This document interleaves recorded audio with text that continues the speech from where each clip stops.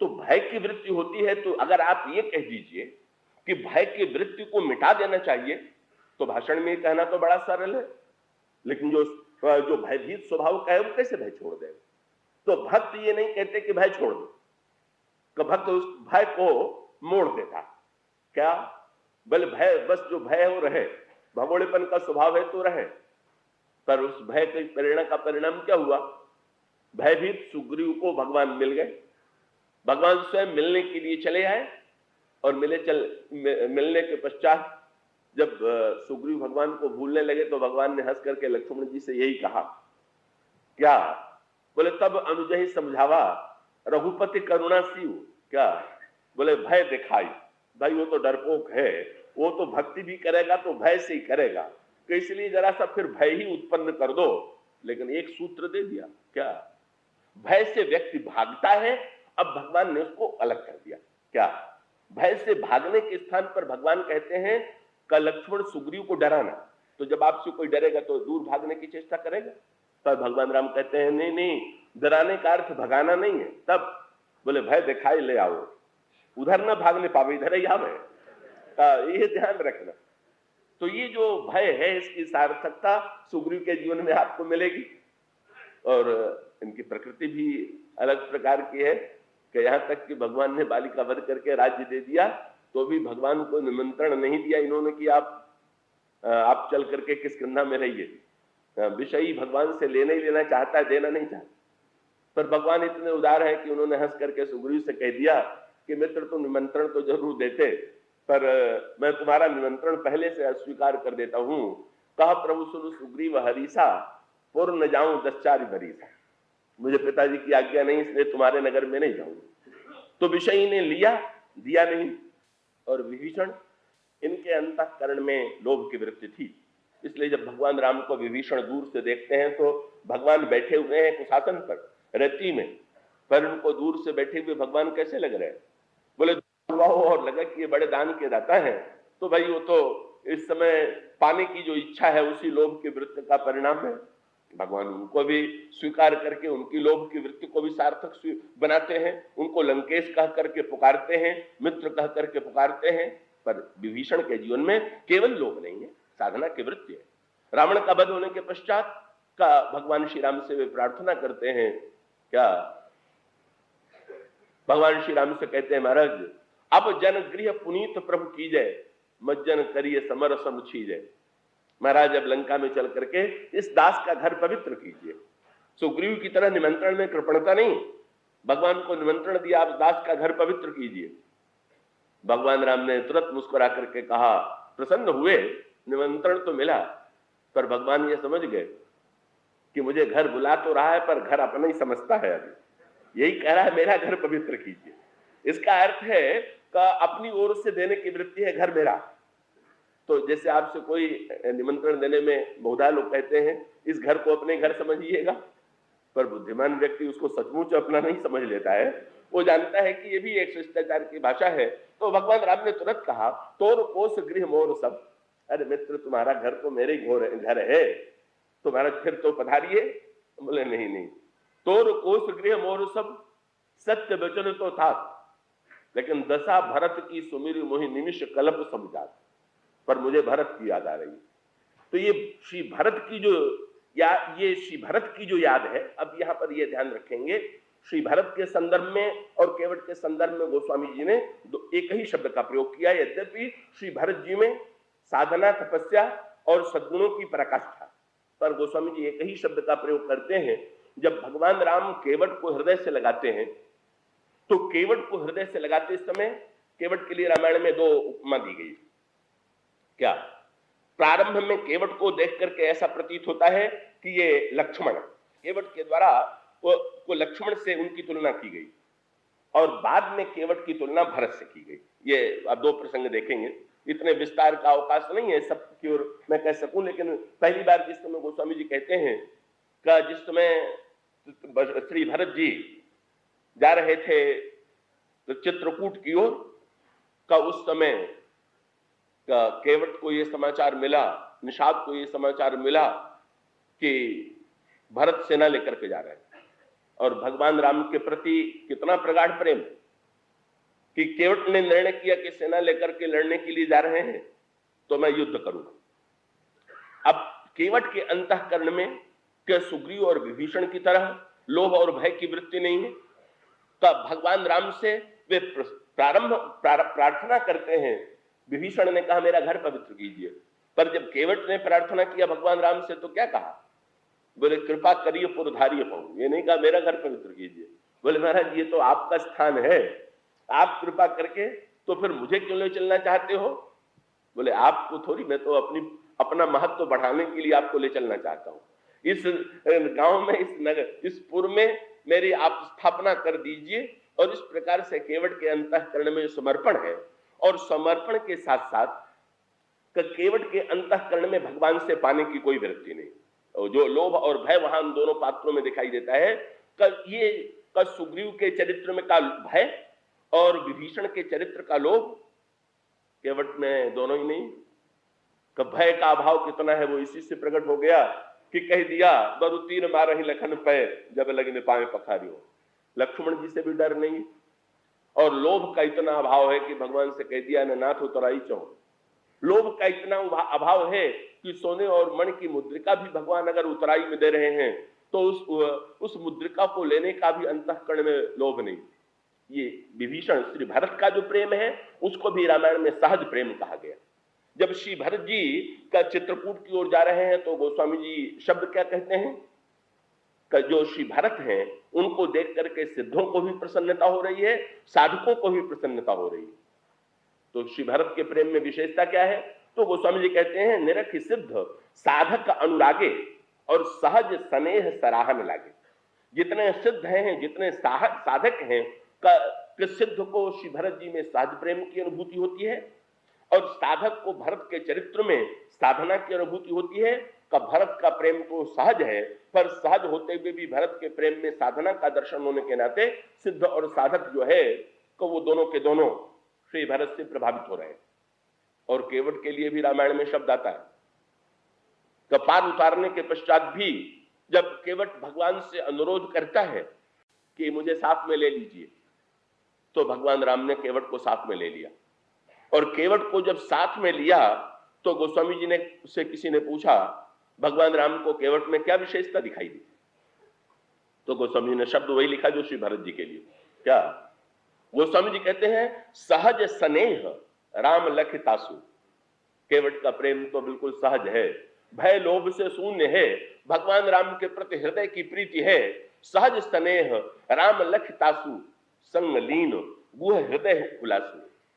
तो एक और सहज प्रेमी भरत और दूसरी ओर सहज प्रेमी केवट के, और दोनों के अंतर मन की भावना एक ही। ये जो केवट जब भरत से लड़ने के लिए चला तो लिखा हुआ है कि किसका स्मरण किया केवट ने? इन गांव के निषादों ने किसका स्मरण किया? तो वहां पर वर्णन आया कि सुमिर राम पद पंकज पनहि, भगवान राम के चरण के जूतों का स्मरण किया। और श्री भरत का आराध्य कौन है? श्री भरत से पूछा गया आप चित्रकूट में क्या भाव लेकर के जा रहे हैं? श्री भरत जी कहते हैं मोरे शरण राम ही जो परिहर ही मलिन मन जानी, जो सनमान ही सेवक मानी, मोरे शरण राम ही की पनही, राम सुस्वामी दोष सब जने। तो प्रारंभ में संकेत दिया जाता है, और ये बड़े महत्व का संकेत कि जब लोगों ने निषाद को देखा तो निषाद को देख करके लोगों को निषाद कैसे प्रतीत हुए वो समझने का।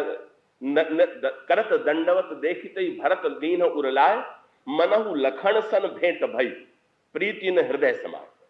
ऐसा लगा कि ये तो साक्षात लक्ष्मण के रूप हैं। और इसके पश्चात जब माताओं को निषाद ने प्रणाम किया तो गोस्वामी जी ने कहा माताएं आशीर्वाद दे रही, पर केवट केवट नहीं प्रतीत हो रहा। अभी तो लोगों को क्या दिखाई दे रहा? जान लखन सम देहि असीसा, जियहु सुखी सैलाख बरीसा। प्रत्येक व्यक्ति को ये निषाद लक्ष्मण के समान प्रतीत हो रहा। लक्ष्मण का भी जो भगवान राम के प्रति प्रेम है वो किसी साधना का परिणाम नहीं है, सहज प्रेम है। तो निषाद की पहले तुलना लक्ष्मण से की गई, और बाद में केवट प्रसंग की। ये जो केवट की सहज प्रीति है, केवट का सहज अनुराग है, तो जो वस्तु सहज होती है उसमें आपका अभिमान कभी नहीं होता। जो वस्तु आपके प्रयास से मिलती है उसमें अभिमान आ जाना स्वाभाविक। कि जैसे आप कोई का योगाभ्यास करें तो आपको ये होगा कि मैं योगाभ्यास कर रहा हूं, पर आप किसी से ये तो नहीं कहते कि मैं तो रात को सोते हुए भी सांस लेता रहता हूं। है तो बहुत बड़ी विचित्र बात कि आप सो रहे हैं, सारा काम काज बंद है, पर सांस चल रही। पर आप किसी से कहते हैं क्या कि हम में तो इतना बड़ा चमत्कार आ गया है कि मैं सोता रहता हूं और सांस लेता रहता हूं? क्यों नहीं कहते आप? इसलिए नहीं आप कहते कि आप जानते हैं कि इसमें मेरी क्या विशेषता है। कोई मैं अपने प्रयास से थोड़ी सांस लेता हूं, सांस तो चलती रहती है। तो स्वाभाविक रूप से केवट प्रसंग की सार्थकता ये है कि उसकी जो सहज प्रीति है, इसलिए केवट के अंतःकरण में ये गर्व नहीं है कि मैंने भगवान को जो पाया है वो अपनी किसी साधना से पाया है। ये जो मुझे अगर केवट के अंतःकरण की भावना है तो ये यही है कि ये यदि आए हुए हैं तो अपनी ही कृपा से, अपने ही सहज स्वभाव से आए हुए हैं। इसलिए केवट को सहज प्रीति के कारण अपने में विशेषता नहीं दिखाई देती।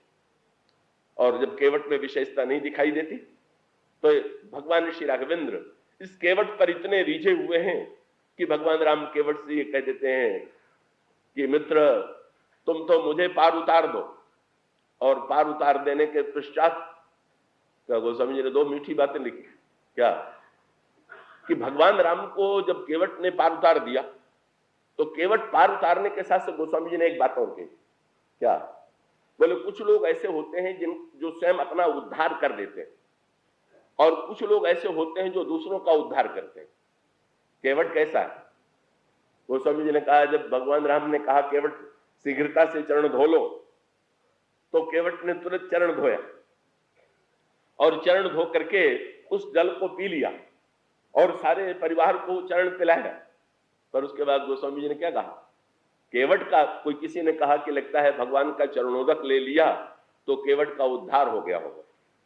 गोस्वामी जी ने कहा, भाई ये उद्धार होने वाला व्यक्ति थोड़ी है, ये तो उद्धारक है का उद्धारक। तो इसलिए गोस्वामी जी ने तुरंत कहते हैं, जल पी करके इसने अपना उद्धार नहीं किया, तब क्या किया? बोले पद पखारी जलपान करी आप सहित परिवार और पितर पार करी। प्रभु ने बोली पहले पितरों को पार कर दिया। बोले ये स्वयं पार ही नहीं जाता और पितरों को भी यही पार कर रहा। किसी ने पूछ दिया कि केवट का तुमको गंगा में पार करने का तो मिला, ये अधिकार मिला, पर ये तुम भवसागर से कैसे पार करने लगे? ये किस अधिकार से? तो केवट ने तुरंत कहा कि जब भवसागर के पार करने वाले को मैंने पार कर दिया तो फिर मुझसे बढ़कर के अधिकारी कौन हो? जब भवसागर का पार करने वाला ईश्वर, उसको पार करने वाला मैं। और उसके पश्चात केवट भगवान श्री राम को पार उतार देता है और पार उतारने के पश्चात जब भगवान राम के चरणों में वो दंडवत करता है तो जहां पर भगवान, आज तो कुछ विचित्र विरोधाभास है। क्या? आज है तो विजयादशमी, पर आज कथा भगवान के विजय की नहीं हो रही है, आज कथा भगवान के हार की हो रही है। ये जीते हुए भगवान नहीं है, ये हारे हुए भगवान।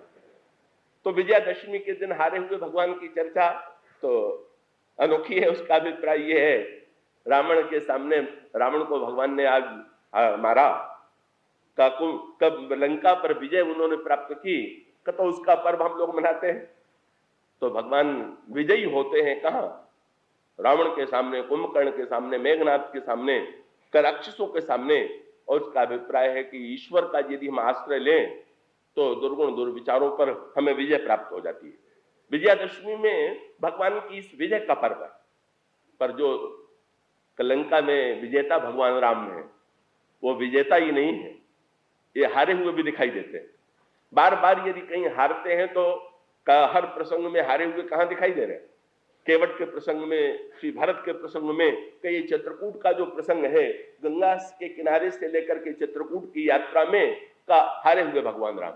इसलिए आगे चल करके लगता है कि जब लक्ष्मण जी ने ये कहा कि भरत जी आपको प्रणाम कर रहे हैं, तो लक्ष्मण जी ने भगवान राम को उलाहना दे दिया। लक्ष्मण जी ने कहा कि महाराज सुना आपने, भारत सेना लेकर के लड़ने आ रहे हैं, लेकिन महाराज क्षमा कीजिएगा, इसमें दोष आपका ही है। तो जब भगवान ने भी दोष निकाल दिया तो प्रभु ने कहा, भाई लक्ष्मण मेरा क्या दोष है? तो लक्ष्मण जी ने कहा कि महाराज आपको याद है लड़कपन में जब आप भरत के साथ खेलते थे तो उनको रोज रोज जिताते ही रहते थे, सो उनको भ्रम हो गया, आप तो जिताते थे, उनको भ्रम हो गया कि वो जीतने वाले हैं, और तो सोचने लगे कि पहले हराते थे तो आज भी सेना से हरा देंगे, इसीलिए साहस बढ़ गया। अगर आपने ऐसा न किया होता तो साहस न बढ़ता। तो इसलिए ध्यान रखिएगा, आज अपना दूसरा रूप दिखाइए, जिस रूप को भरत ने नहीं देखा। बोले महाराज आपका रूप भरत को देखने को मिला कहां? खेल में देखा तो आपको हारते हुए देखा, और बाद में विश्वामित्र के साथ जब आप गए तो मैं साथ में था, तो मैंने देखा कि एक बाण में आप ताड़का का वध कर देते हैं, सुबाहु को जला देते हैं, मारीच को दूर फेंक देते हैं, धनुष को तोड़ देते हैं, परशुराम को हरा देते हैं। पर ये सब कुछ भरत को तो देखने को तो नहीं मिला। लेकिन जरा ध्यान रखिएगा, आज क्या ध्यान ये रखिएगा कि आज भरत आवे तो जो वेश आपने पहले दिखाए हैं युद्ध में वो दिखाइएगा, और भरत को पता चल जाए कि आपको उन्होंने पहचानने में कितनी भूल की। समुझी परिहि सो आज विसेखी, समर सरोस राम मुख पेखी।